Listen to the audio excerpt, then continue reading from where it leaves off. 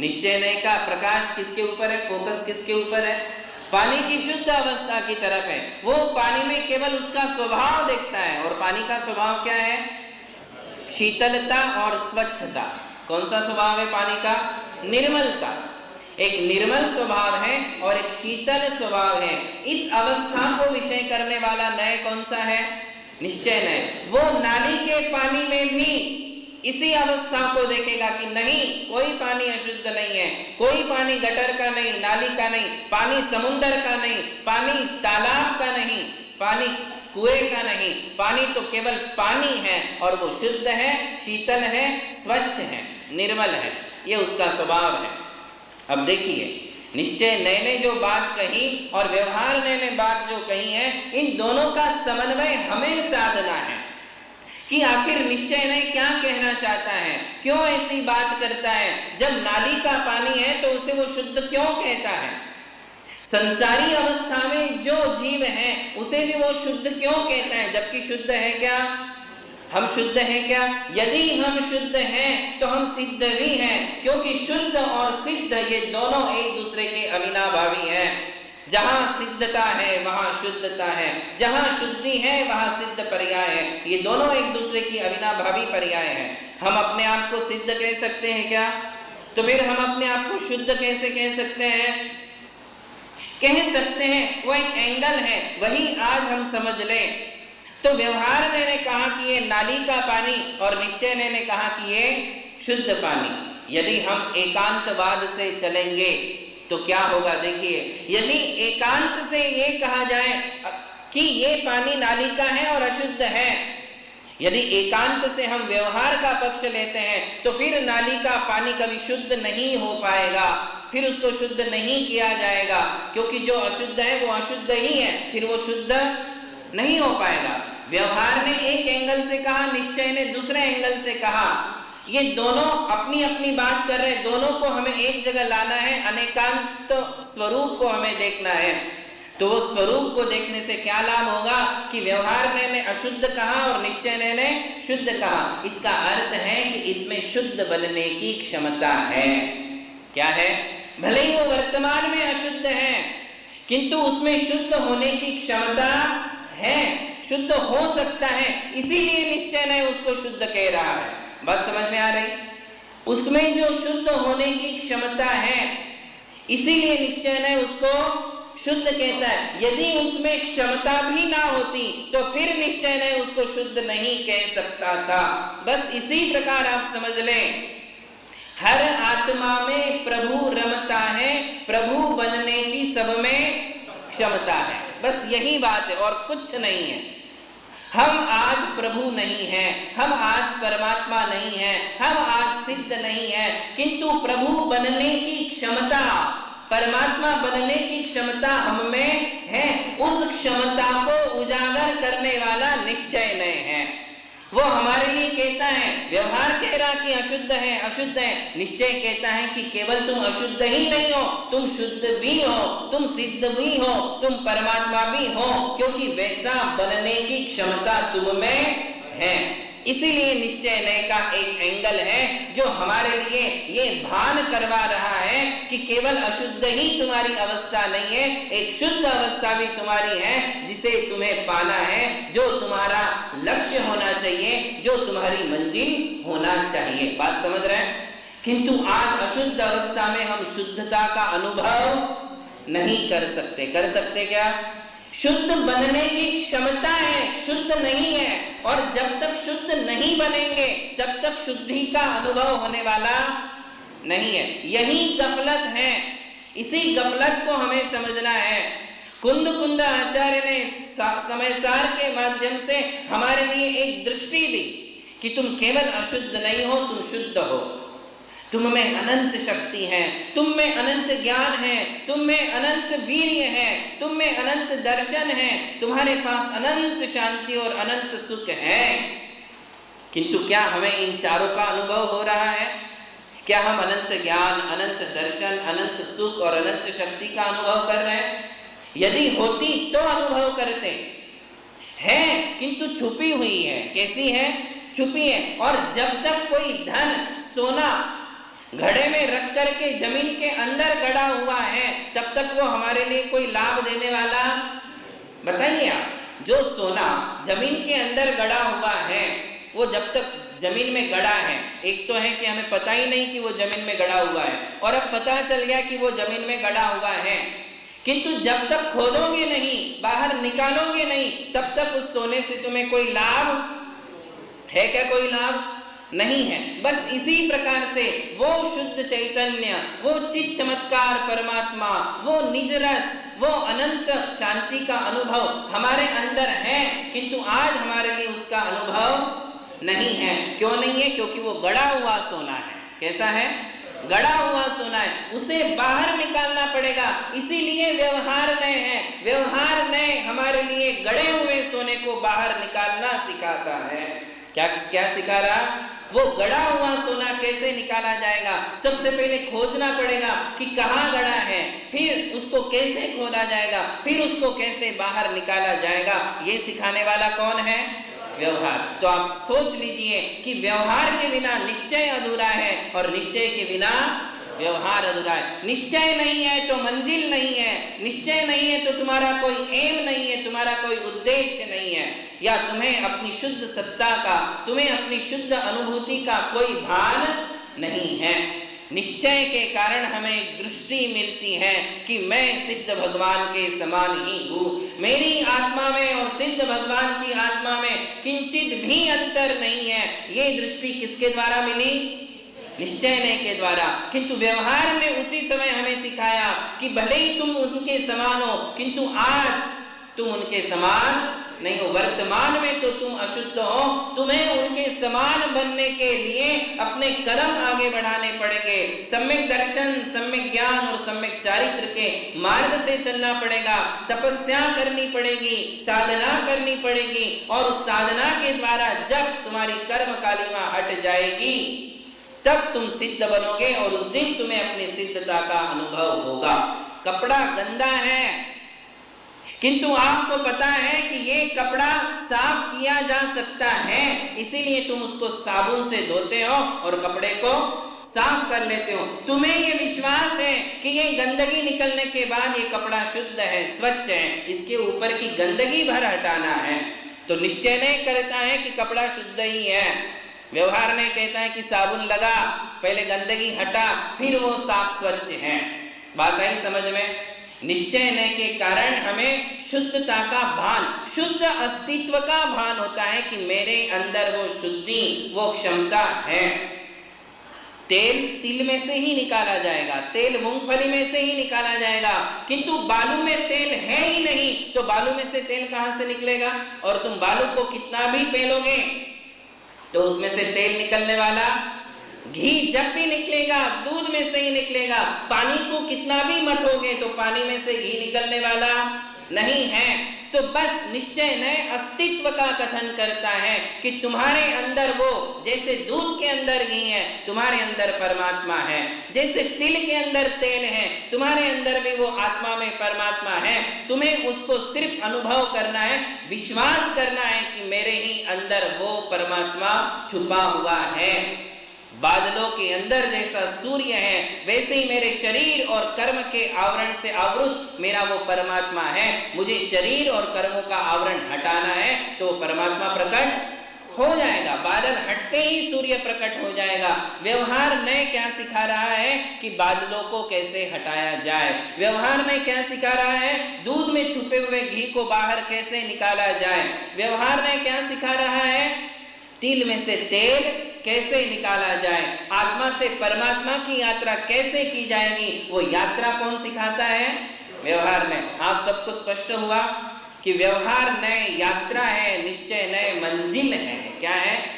निश्चय नए के कारण हमें अपनी शुद्ध सत्ता का भान हुआ है, विश्वास हुआ है कि वो मेरी सत्ता शुद्ध है, वो चिदानंद है, वो अनंत चतुष्टय से संपन्न है। मुझे उसके लिए प्रकट करना है। ये प्रकट करने वाली बात जहां से प्रारंभ होगी वहां से निश्चय नए है। बात समझ में आई? किंतु वर्तमान में यदि कोई विचार करता है कि नहीं मैं तो शुद्ध ही हूं, समय सार कहता है कि मैं शुद्ध हूं, अहमेको खलु शुद्धो, मैं तो एक हूं, मैं शुद्ध हूं, मैं चिदानंद हूं। यदि कोई ये कहता है कि मुझे उसका अनुभव हो रहा है तो वो आदमी फ्रॉड है।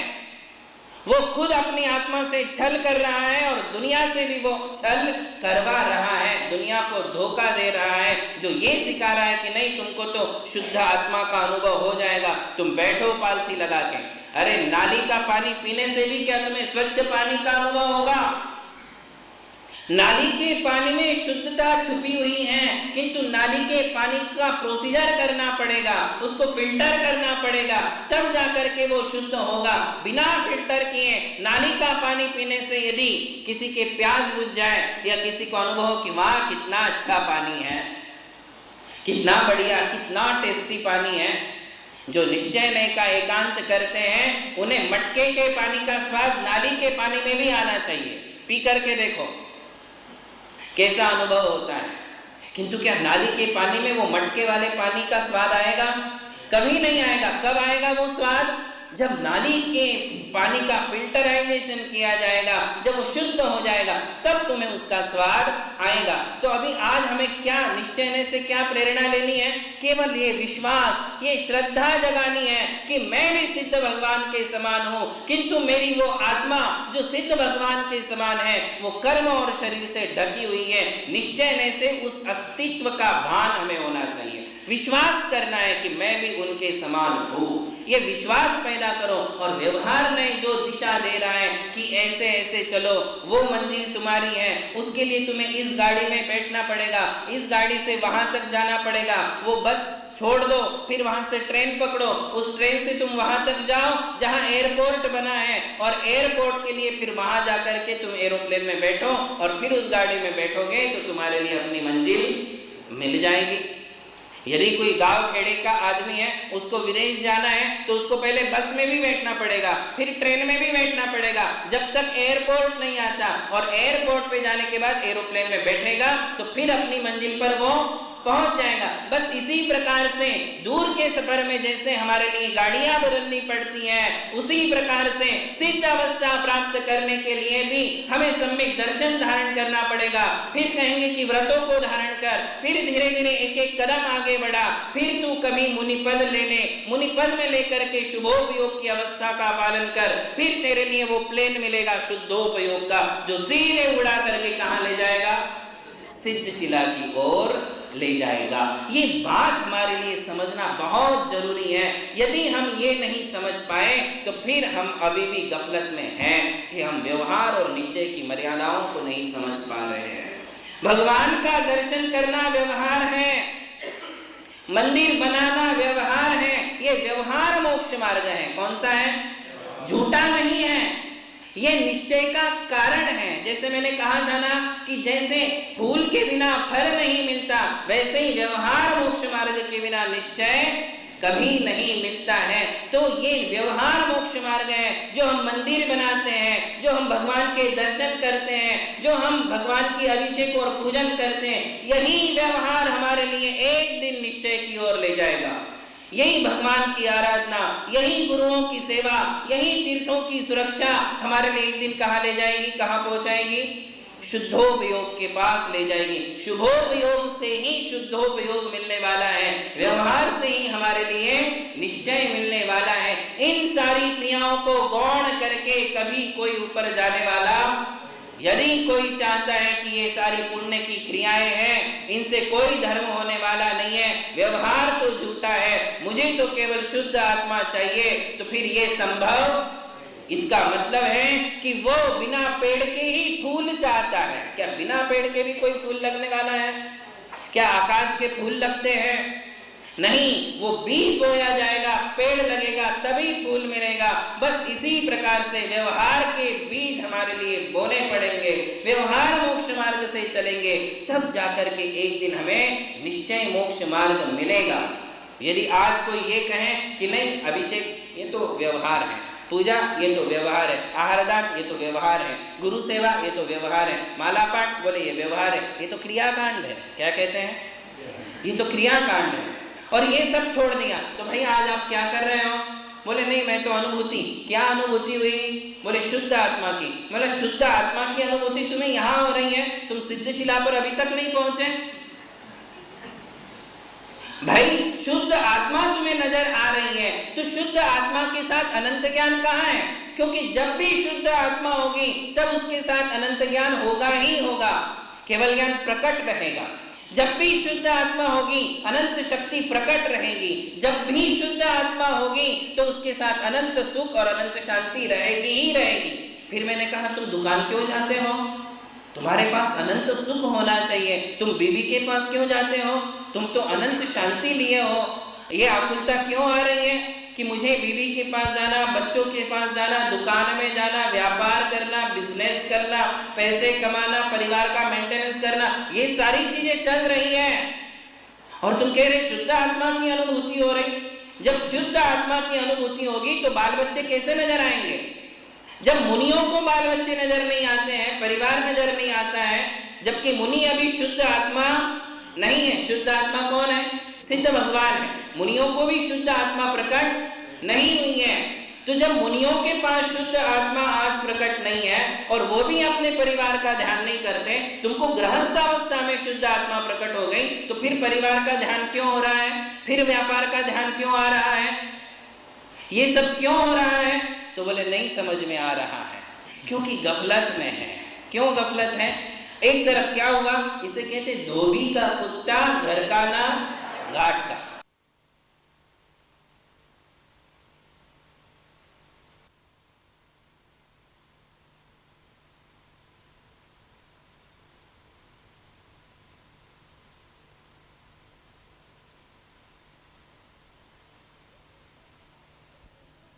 जब मुनियों को बाल बच्चे नजर नहीं आते हैं, परिवार नजर नहीं आता है, जबकि मुनि अभी शुद्ध आत्मा नहीं है। शुद्ध आत्मा कौन है? सिद्ध भगवान है। मुनियों को भी शुद्ध आत्मा प्रकट नहीं हुई है। तो जब मुनियों के पास शुद्ध आत्मा आज प्रकट नहीं है और वो भी अपने परिवार का ध्यान नहीं करते, तुमको गृहस्थ अवस्था में शुद्ध आत्मा प्रकट हो गई, तो फिर परिवार का ध्यान क्यों हो रहा है? फिर व्यापार का ध्यान क्यों आ रहा है? ये सब क्यों हो रहा है? तो बोले नहीं समझ में आ रहा है, क्योंकि गफलत में है। क्यों गफलत है? एक तरफ क्या हुआ, इसे कहते धोबी का कुत्ता घर का ना घाट का। क्या देखिए, समझने की कोशिश करिए। 3 उपयोग हैं, अशुभ उपयोग, शुभ उपयोग और शुद्ध उपयोग, है ना। इधर क्या हुआ, मैंने पूजा छोड़ दी, पुण्य की क्रिया है। अभिषेक छोड़ दिया, पुण्य की क्रिया है। गुरुओं की सेवा, पुण्य की क्रिया है। सब छोड़ दिया। अब तुम्हें क्या चाहिए? शुद्ध आत्मा चाहिए। इधर पुण्य छोड़ दिया, उधर शुद्ध आत्मा भी नहीं मिली। अब कहाँ चला गया? अशुभ उपयोग में। बचा क्या? तुमने संसार नहीं छोड़ा, तुमने व्यापार नहीं छोड़ा, तुमने विषय भोग नहीं छोड़े, तुमने भगवान के दर्शन छोड़े। क्या छोड़ा? तुमने भगवान की पूजा छोड़ी, तुमने ये आराधनाएं छोड़ दी, तुमने गुरुओं की सेवा छोड़ दी, क्योंकि उसमें पुण्य बंधता है, और जिसमें पाप बंध होता है वो तो तुमने छोड़ा ही नहीं। मतलब जीवन में शेष क्या रह गया? 3 बातें हैं, पाप, पुण्य और एक है सिद्ध अवस्था। तुम्हारे पास सिद्ध अवस्था तो तुम्हें मिली नहीं, पुण्य तुमने हेय समझ के छोड़ दिया, और बचा क्या? पाप। तो इसी के लिए कहते धोबी का कुत्ता घर का ना कहीं के नहीं रहे, कहीं के नहीं रहे। ना शुभोपयोग मिला, ना शुद्धोपयोग मिला, रह गए तुम अशुभ उपयोग में। ऐसे में कैसे कल्याण हो सकता है? और फिर आप ये भी देख लो कितनी बड़ी धोखाधड़ी है कि हम शुद्ध आत्मा का प्रचार प्रसार कर रहे हैं। ये प्रचार प्रसार करना भी व्यवहार है। क्या है? हम शुद्ध आत्मा का कथन कर रहे हैं। अभी हम आपके लिए शुद्ध आत्मा के ऊपर प्रवचन दे रहे हैं, तो ये प्रवचन देना क्या है? ये भी व्यवहार है। जो शुद्ध आत्माएं होती वो प्रवचन देती ही नहीं। देती है क्या? सिद्ध भगवान का उपदेश होता है? नहीं होता है। अरिहंत भगवान भी चरम अवस्था से किंचित दूर हैं, तभी प्रवचन दे रहे हैं। यदि वो चरम अवस्था को प्राप्त कर लेंगे तो उनका प्रवचन नहीं होगा। शुद्ध आत्मा तो बोलती ही नहीं है। यदि तुम कह रहे हो कि मैं शुद्ध हूं, तो तुम बोल कैसे रहे हो? क्योंकि जो बोलने वाली आत्मा है वो चरम शुद्ध सिद्ध अवस्था वाली नहीं है। शुद्ध आत्मा तो खाती पीती ही नहीं, 18 दोषों से रहित है। तुम तो रोज खाना पीना चल ही रहा तुम्हारा। फिर ये कैसी शुद्ध अवस्था है? तुम शुद्ध आत्मा की बात करते हो, ये भी तो पुण्य बंध का कारण है। इसमें कौन से कर्म का बंध हो रहा? जब जब भी शुद्ध आत्मा का कथन किया जाएगा, प्रवचन दिया जाएगा, स्वाध्याय होगा, उस समय क्या होगा? ये एकांत है। जो लोग मानते हैं कि स्वाध्याय करने से कर्म की निर्जरा होती है, कौन कहता है कि केवल कर्म की निर्जरा होती है? उस समय विशेष पुण्य कर्म का भी बंद होता ही होता है, क्योंकि स्वाध्याय करना शुभोपयोग की क्रिया है। क्या है वो क्रिया? है वो शुद्धोपयोग नहीं है। शुद्धोपयोग में केवल ध्यान होता है। क्या होता है? ध्यान। उसमें आहार नहीं, उसमें विहार नहीं, उसमें निहार नहीं, उसमें स्वाध्याय नहीं, उसमें खाना पीना नहीं, उसमें कोई व्यापार नहीं है, उसमें कोई क्रियाएं नहीं है, उसमें केवल क्या है? ध्यान है। तो जो व्यक्ति स्वाध्याय करे, जो व्यक्ति प्रवचन दे, जो व्यक्ति मंदिरों का निर्माण कराए, एक तरफ तुम शुद्ध अवस्था का कथन कर रहे हो, शुद्ध आत्मानुभूति की बात करते हो, और दूसरी तरफ तुम मंदिर निर्माण में लगे हुए हो। ये मंदिर निर्माण करना कौन सी क्रिया है भाई? व्यवहार मोक्ष मार्ग है। कौन से कर्म का विशेष बंध होता है? पुण्य कर्म के बंध की क्रिया है, सम्यक् वर्धनी क्रिया है। एक तरफ तुम कहते हो कि व्यवहार झूठा है, व्यवहार में कोई सार नहीं है, दूसरी तरफ मंदिर बनाते हो, दूसरी तरफ प्रवचन देते हो, दूसरी तरफ विधान और पंचकल्याणक भी करवाते हो। ये सारी कौन सी क्रियाएं? कौन सी है? व्यवहार की ही तो क्रिया है। व्यवहार को झूठ भी बोलते हो, मतलब जिस थाली में खाते हो उसी थाली में छेद करते हो। है कि नहीं बात सही? तुम एक तरफ व्यवहार को झुठला रहे हो कि ये झूठ है, इससे कोई सार नहीं है, इससे आत्मा को कोई लाभ नहीं है, फिर तुमने मंदिर बनाए ही क्यों? फिर तुमने प्रवचन दिए ही क्यों? फिर क्यों तुम्हारे इतने प्रकाशन चल रहे हैं? सारे व्यवहार की क्रियाएं चल रही हैं, निश्चय तो कहीं नजर ही नहीं आता जिसकी तुम बात कर रहे हो। है कि नहीं बात सही?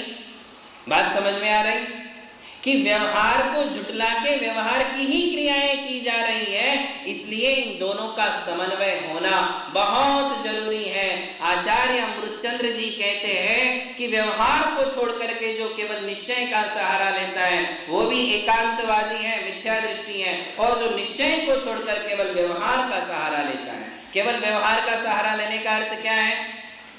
केवल व्यवहार का सहारा लेने का अर्थ है कि तुम्हारा कोई उद्देश्य नहीं है, तुम्हारी कोई मंजिल नहीं है, बस क्रियाएं कर रहे हो, किंतु उस क्रिया करने के पीछे कोई समीचीन उद्देश्य तुमने नहीं बनाया, अर्थात सम्यक दर्शन तुमने प्राप्त नहीं किया है। सम्यक दर्शन प्राप्त होने पर हमें अपने मंजिल का भान हो जाता है। निश्चय और व्यवहार का समन्वय होने पर ही सम्यक दर्शन होता है। और निश्चय के मायने हैं हमारी एक मंजिल है, हमारी एक अवस्था है, हमारा एक एम है, और व्यवहार का अर्थ है कि हम उसकी दृष्टि को रख करके हम उस मार्ग में आगे बढ़ रहे हैं, अर्थात हम जिस अवस्था में हैं उस अवस्था का धर्म करें।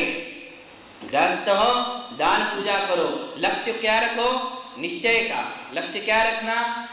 मुझे जिन गुण संपत्ति हो मध्यम, कहते ना हम, मुझे जिनेंद्र भगवान के गुणों की प्राप्ति हो, अर्थात वो अनंत चतुष्ट है, वो सिद्ध अवस्था मुझे भी प्राप्त हो। देखो, आप दान पूजा में वो लक्ष्य रखो। प्रतिमाधारी है तो प्रतिमा 12 व्रतों का पालन करते हुए उसका भी लक्ष्य क्या हो? जिन गुण संपत्ति हो मध्यम। और मुनि यारिकाएं महाव्रतों का पालन करते, तपस्या करते, तो उनका भी लक्ष्य क्या है? जिन गुण संपत्ति हो मध्यम। तीनों का लक्ष्य समान है, किंतु तीनों की क्रियाएं समान नहीं है, अपनी अवस्था के अनुसार किया है। आप गृहस्थ हो तो गृहस्थोचित धर्म करो, शुद्ध आत्मा का ध्यान शुद्धोपयोगी करेंगे। कौन करेंगे? शुद्धोपयोगी। शुद्ध आत्मा का ध्यान शुद्धोपयोगी करते हैं, शुद्ध आत्मा की आराधना शुभोपयोगी करते हैं। देखिए, ध्यान और आराधना में अंतर है। आप गृहस्थ शुद्ध आत्मा की आराधना कर रहे हो और उसे आप अरिहंत सिद्ध कहते हो, वो शुद्ध आत्मा है, उसकी आराधना आप कर रहे हो।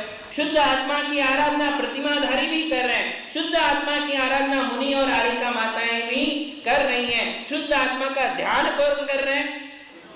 शुद्धोपयोगी मुनि। और शुद्ध आत्मा की अनुभूति कौन कर रहे हैं? अरिहंत और सिद्ध भगवान। देखिए शब्दों का अंतर। शुद्ध आत्मा की अनुभूति 13वें गुणस्थान से पहले कभी नहीं होती है। जिस दिन अरिहंत अवस्था प्रकट होगी उस दिन ही शुद्ध आत्मा की अनुभूति होगी, क्योंकि उन्होंने शुद्ध आत्मा को प्रकट कर लिया है। आप सोचिए, कोई भी वस्तु की अनुभूति कब होगी? जब आपके वो सामने होगी, आप उसको देखोगे, जानोगे, सब तरफ से देख लोगे, तब आपको उसकी अनुभूति होगी। जो हमारे लिए प्रत्यक्ष है ही नहीं, उसका अनुभव आप कैसे करोगे? आपको अपने घर का अनुभव होगा। जो घर आपने देखा ही नहीं है, जिस घर में आप कभी एक दिन भी गए नहीं हो, उस घर का अनुभव कैसे होगा? कौन से घर का अनुभव होगा? जिस घर में हम रह रहे हैं, जिसे हम रोज देखते हैं, जानते हैं, उसका अनुभव हमें होगा। जिस घर को तुमने देखा नहीं, जाना नहीं, पहचाना नहीं, उसकी अनुभूति कैसे करोगे? बस यही है कि जब तक वो शुद्ध आत्मा प्रकट नहीं होगी, तब तक हमारे ध्यान में वो, हमारी समझ में वो आने वाली नहीं है। हम जो कुछ भी जानते शास्त्र के जिनवाणी के माध्यम से जानते हैं कि शुद्ध आत्मा क्या होती है, किंतु प्रत्यक्ष जब तक वो प्रकट नहीं होगी तब तक अनुभव नहीं होगा। बात समझ में आ रही? गंदी नाली का पानी है तो अनुभव क्या होगा? गंदी नाली के पानी का ही होगा। तालाब का पानी है तो तालाब के पानी का ही अनुभव होगा।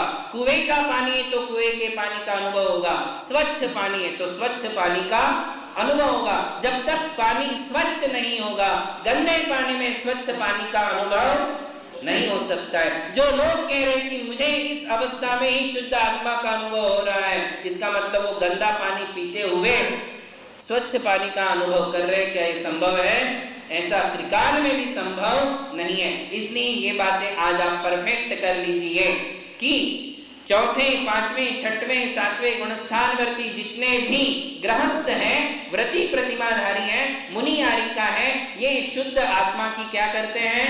आराधना। क्या करते हैं?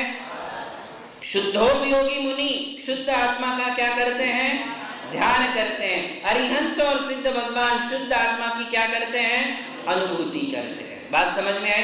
बिल्कुल स्पष्ट है। वहां वो शुद्ध आत्मा प्रकट हो गई है, वो उसका ध्यान कर रहे हैं। शुद्धोपयोगी उसके बिल्कुल नजदीक है तो उसका वो ध्यान कर रहे हैं, वो अनुभूति कर रहे हैं, ये ध्यान कर रहे हैं। और हम लोग अभी उससे कोसों दूर है तो हम क्या कर रहे हैं? शुद्ध आत्मा का आह्वान, शुद्ध आत्मा की स्थापना, शुद्ध आत्मा का सन्निधिकरण, एक भिन्न आत्मा की हम उपासना कर रहे हैं। हमसे भिन्न आत्मा है, वो परमात्मा है, उसकी अब उपासना हम कर रहे हैं जिससे मेरी आत्मा भी उसके समान बन जाए, तो हम उसकी आराधना कर रहे हैं। अभी हमारे पास ये भेद है कि मैं उपासना करता हूँ, ये मेरे उपास्य है, मैं उपासक हूँ। ये उपासक, उपास्य और उपासना, ये भेद अभी तक हमारे साथ है। वो तब तक रहेगा जब तक हम शुद्ध उपयोग को प्राप्त नहीं कर लेते। शुद्ध उपयोगी मुनियों के पास ये विकल्प नहीं है कि कौन उपासक, कौन उपासना, कौन उपास्य, कौन आराध्य, कौन सी आराधना, कौन सा आराधक, ये सारे भेद शुद्धोपयोगी मुनियों में नहीं होते हैं। बाकी उससे नीचे शुभोपयोगी मुनि, शुभोपयोगी मुनि के बाद ये व्रती प्रतिमाधारी और ये सारे गृहस्थ, हम सब लोग क्या करते हैं? आराधना। और वो आराधना किसके माध्यम से करते हैं? आप दान के माध्यम से, पूजा के माध्यम से, विधान के माध्यम से, पंच कल्याणक के माध्यम से आप शुद्ध आत्मा की आराधना करते हो। व्रती प्रतिमाधारी 12 व्रतों का पालन करते हुए और फिर दान पूजा करते हुए शुद्ध आत्मा की आराधना करते हैं। और मुनिराज 28 मूल गुणों का पालन करते हुए, स्तुति वंदना भक्ति करते हुए शुद्ध आत्मा की आराधना कर रहे हैं। आराधना में ही हम तीनों लगे हुए हैं, केवल हमारे पोस्ट में अंतर है, अवस्थाओं में अंतर है। ये अवस्थाएं जब तक शुद्धोपयोग को प्राप्त करेगी तब तक हम आराधना ही करते रहेंगे।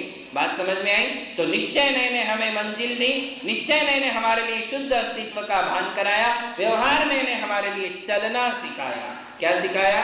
कि उस मंजिल की तरफ हमें कदम कैसे आगे बढ़ाना है, ये हमें किसने सिखाया?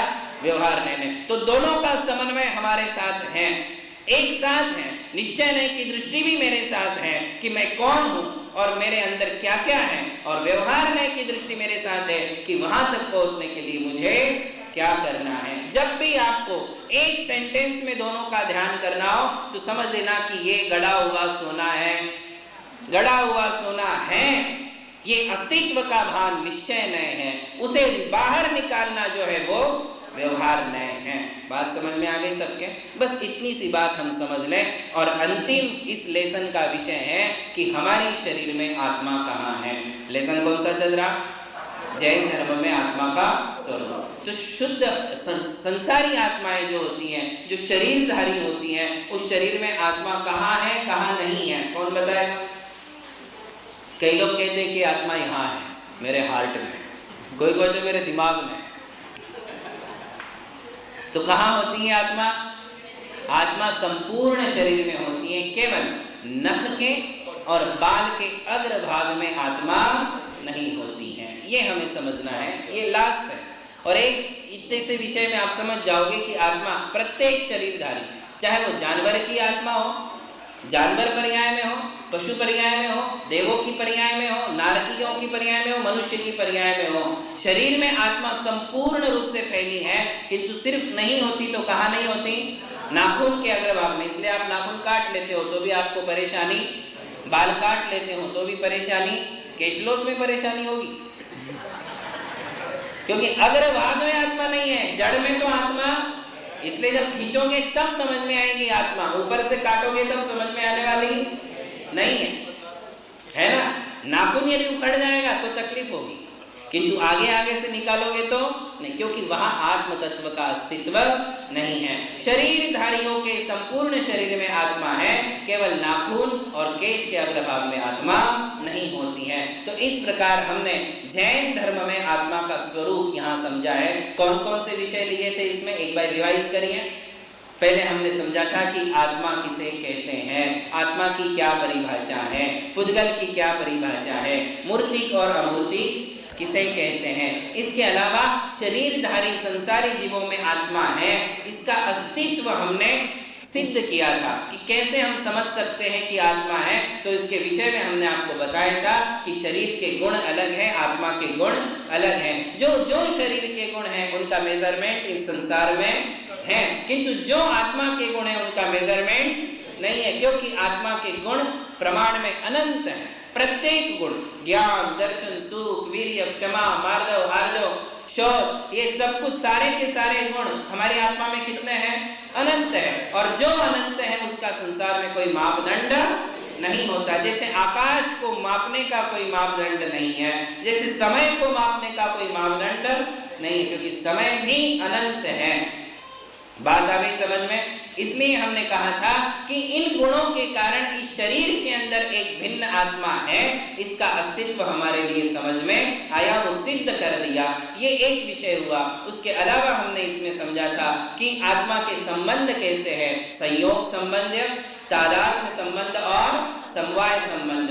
शरीर और शरीर से पर पदार्थों के साथ आत्मा का संयोग संबंध है, कर्मों के साथ आत्मा का समवाय संबंध है और गुणों के साथ आत्मा का तादात्म्य संबंध है। जब जब भी जहां जहां भी आत्मा होगी वहां वहां उसके गुण उसके साथ ही रहेंगे। आत्मा से उसके गुण त्रिकाल में भी अलग नहीं होते हैं, किंतु शरीर के साथ, परिवार के साथ आत्मा का तादात्म्य संबंध नहीं है। वो शाश्वत नहीं है, वो नश्वर है, वो वियोग होने वाला है। तो ये संबंध हमने इसमें समझे थे। और फिर हमने समझा कि व्यवहारने की दृष्टि से और निश्चयने की दृष्टि से आत्मा का क्या स्वरूप है। ये स्वरूप समझने के बाद आज अंतिम बिंदु था कि शरीर में आत्मा कहाँ होती है। इस प्रकार आत्मा के विषय का कोई अंत नहीं है। आप ये मत समझिए कि जैन धर्म में आत्मा का स्वरूप इतना ही है। स्वरूप तो बहुत बड़ा है। 400 से ज्यादा गाथाएं समय सार में है। कितनी? 400 से ज्यादा। आप उब जाओगे सुनते सुनते।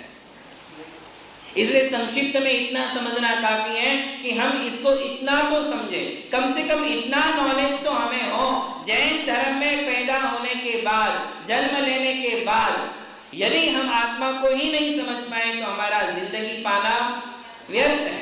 हमने कुछ भी नहीं पाया। हम ऐसे ही आए और रीते हाथ चले गए, रीते हाथ आए और रीते हाथ चले गए। हमने जीवन में कुछ नहीं पाया। इसलिए जैन धर्म में इस आत्मा का जो बेसिक नॉलेज है, वो बेसिक जितने भी कंसेप्ट हो सकते थे वो हमने आपके लिए बताए। इसके अलावा बहुत बड़ा विवेचन जैन आगम में हमारे लिए पढ़ने को मिलता है। वो विवेचन अब पता नहीं आप कब सीखोगे, कब सुनोगे, किसी न किसी जन्म में तो आपको वो विवेचन सुनने को मिल ही जाएगा। जब आप संसार शरीर भोगों से विरक्त हो जाओगे और गृहस्थाश्रम से संन्यास आश्रम में चले जाओगे, तब आपके पास समय ही समय होगा।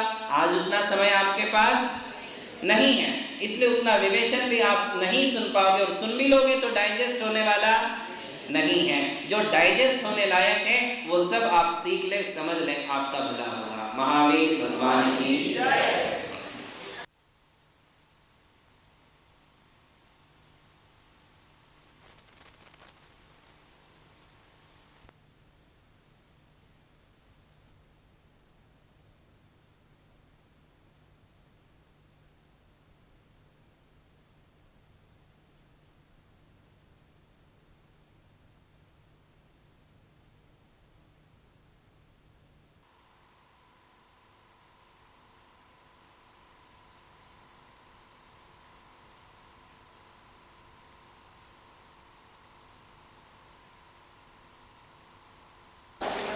आज से हम एक नया विषय प्रारंभ करेंगे।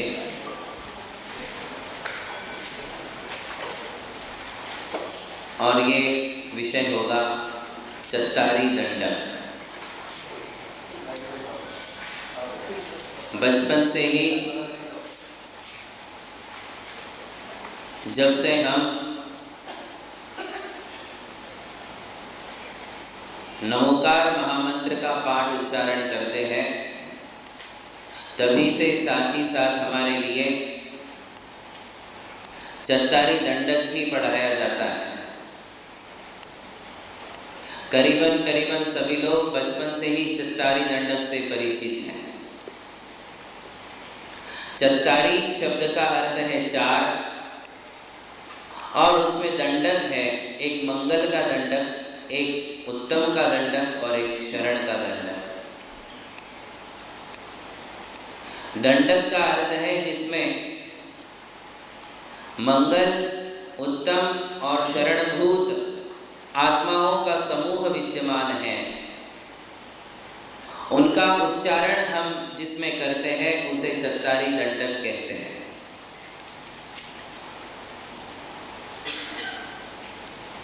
चत्तारी दंडक में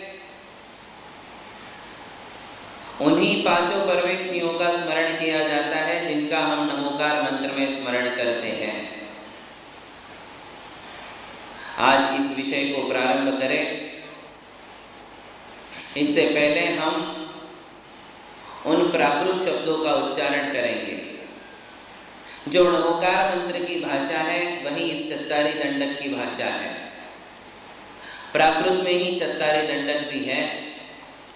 हम इस विषय को समझे इसके पहले उसका शुद्ध उच्चारण क्या है इसको सीख ले, समझ ले। आप सभी लोग हमारे पीछे बोलोगे, क्योंकि चत्तारी दंडक के पाठ में भी अनेक प्रकार की समस्याएं, कोई अरहंता बोलता है, कोई अरहंत बोलता है, कोई सिद्धा बोलता है, कोई सिद्धे बोलते हैं। कहाँ हमारे लिए कौन सा उच्चारण करना चाहिए? किसी भी विषय को सीखने के पहले, समझने के पहले उसका उच्चारण, वो शब्द हमारे लिए समझ में आना बहुत जरूरी है। इसलिए पहले हम चत्तारी दंडक का उच्चारण करें। आप हमारे पीछे बोलेंगे, चत्तारी मंगलम, अरहंत मंगलम, सिद्ध मंगलम, साहु मंगलम, केवली पन्नतो धम्मो मंगलम। अब देखिए ये मंगल का पाठ, इसमें अरहंत की जगह कई लोग अरहंता मंगलम बोलते हैं, किंतु जो प्राचीन और शुद्ध पाठ है वो यही है, अरहंत मंगलम। ऐसा क्यों? इसका भी एक कारण है, वो हम आपके लिए बताएंगे। किंतु शुद्ध पाठ में अरहंता मंगलम, सिद्धा मंगलम ऐसा नहीं बोला जाता है। क्या बोला जाएगा? अरहंत मंगलम, सिद्ध मंगलम। अरहंत की जगह अरिहंत तो हो सकता है, क्योंकि नमोकार के पहले पद में दोनों पाठ शुद्ध माने गए हैं। उन्हें आप अरहंत कहो या अरिहंत कहो, दोनों उच्चारण शुद्ध है। किंतु अरहंता मंगलम नहीं कहा जाएगा, है ना? जब भी कहेंगे क्या कहेंगे?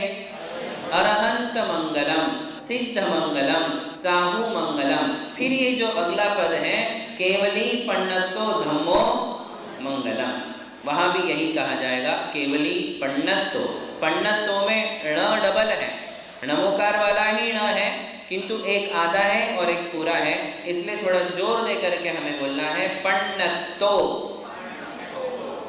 ये नियम है कि जब भी कोई संयुक्त अक्षर आता है, संयुक्त यानी दो व्यंजन जिसमें मिल जाते हैं, उसे संयुक्त अक्षर या जोड़ाक्षर कहते हैं, है ना। तो ये जब भी आता है तो उसके पहले वाले अक्षर पर हमें जोर देना ही पड़ता है ना। जैसे विद्या, विद्या द में य है, द में य है, इसलिए वी के ऊपर जोर देना पड़ते हैं विद्या।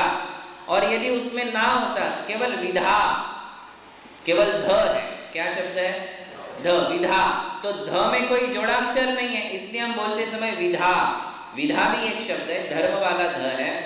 तो विधा में हमें वी के ऊपर जोर नहीं देना, किंतु विद्या में वी के ऊपर जोर देना पड़ता है। क्यों? क्योंकि आगे संयुक्त अक्षर है। इसी प्रकार सव्व साहुणम, सव्व स के ऊपर जोर देना पड़ेगा क्योंकि वहां व डबल है। बस ऐसे ही यहाँ भी केवली पन्नतो, इसमें न में न मिला हुआ है और आगे के अक्षर में त मिला हुआ है, इसलिए प के ऊपर भी जोर देना पड़ेगा और ण के ऊपर भी जोर देना पड़ेगा, तब जाकर के हम उसको शुद्ध उच्चारित कर सकेंगे। तो क्या कहेंगे? पन्नतो। बोलिए।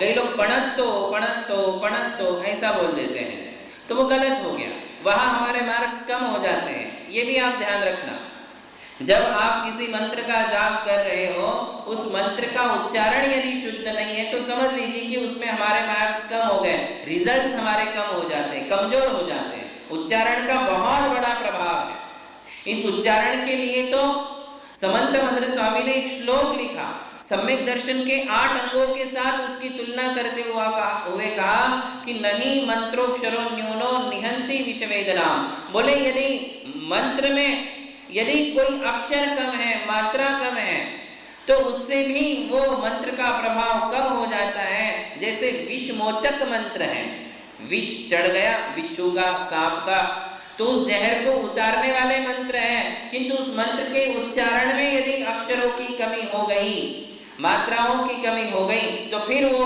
मंत्रों का प्रभाव कम हो जाता है और वो फिर विष वेदना को दूर नहीं कर सकता। कितनी बड़ी बात लिखी है।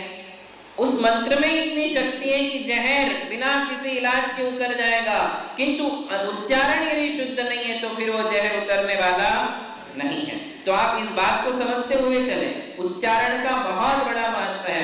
आप लोग भक्तामर पढ़ जाते हो, नमोकार की मालाएं कर जाते हो, विधान का विधान पूरा पढ़ जाते हो, किंतु उच्चारण का ध्यान नहीं रखते हो। अष्टद्रव्य चढ़ाने के जो मंत्र हैं उसके भी उच्चारण शुद्ध होना चाहिए। उच्चारण पहली सीढ़ी है किसी भी क्रिया की, ये हमारे लिए करेक्ट आना ही चाहिए। कई लोग नमोकार मंत्र भी शुद्ध नहीं पढ़ते हैं।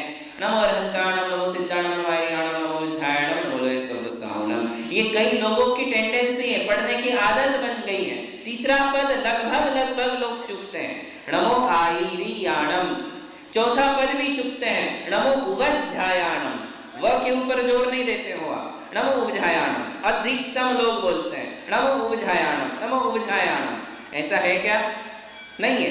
उसमें 35 अक्षर और उसकी मात्राओं में कमी आ रही है, और कमी आएगी तो उसके फल में भी कमी आएगी ही आएगी। कभी कभी मंत्रों के उच्चारण में यदि गलती है तो उसके फल भी गलत हो जाते हैं। रिजल्ट्स बिल्कुल जो आना चाहिए उससे बिल्कुल विपरीत फल आते हैं। उसकी कहानी है हमारे यहाँ कि जब धरसेन स्वामी ने पुष्पदंत और भूतबली के